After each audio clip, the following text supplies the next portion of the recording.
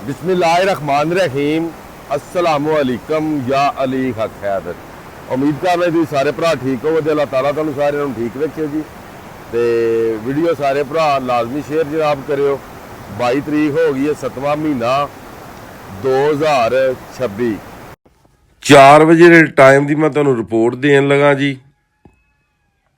Had Marala, head Khanki, head Qadirabad ते head त्रिमू तक दी। ठीक है जी। यह सीजन का सब नालों ज़्यादा पानी इस टाइम ते हैड मराला गुजार रहा है। ये जिन्ने अगे पानी लंघे ने उन्होंने सब नों ज़्यादा सैलाब है जिहड़ा कि हुण हो गया है बारिशी मौसम की वजह तो। पानी हो गया जनाब 1,88,240, 1,70,040 पानी का खराज है। अगे 1,79,000 पानी अप स्टीम सिर्फ सी, हुण 1,88,240 अप स्टीम हो गया, 1,70,040 डाउन स्टीम हो गया। वीडियो ज़्यादा तो ज़्यादा शेयर कर दिओ ताकि जिहड़े भरा किनारियां ते रहिंदे ने उन्हां नूं पता लगे। अगे हैड हानकी 1,33,191, 1,27,341 का खराज। अगे जनाब मेरी हैड कादराबाद 1,60,028, 1,43,539 का अखराज। अगे जनाब हैड त्रिमू 56,754, 43,254 का अखराज। हैड त्रिमू तक की जी रिपोर्ट है वो दे दी गई है।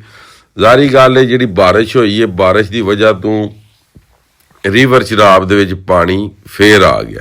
तुहाडे नाल गल ये कीती सी कि अगर पानी आया तो रिपोर्ट तुहाडे तक आवेगी, अगर पानी ना आया तो रिपोर्ट तुहाडे तक नहीं आउण लगी। महकमा इरीगेशन की रिपोर्ट के मुताबिक तो रिपोर्ट दी जाएगी। अगर पानी वधिया तो वध पानी की रिपोर्ट आवेगी, अगर पानी घटिया तो घट पानी की रिपोर्ट आवेगी। लेकिन मौसम की खराबी के बायस होया कि रिवर चिनाब दे विच पानी आ गया। हुण अल्लाह आलम, अल्लाह बेहतर जानदा है ये पानी बारिश का है, ये पानी डैम का है, ये पानी इंडिया की तरफों है या ये पानी किधरों आया।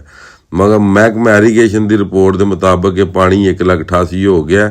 इस पानी ने 2026 का जिहड़ा वो रिकॉर्ड बना दिता है कि 2026 दे विच अगे इन्ना पानी नहीं आया जिन्ना कि 2026 दे विच यह पानी रिकॉर्ड होया 1,88,240, 1,70,040 क्यूसक का अखराज।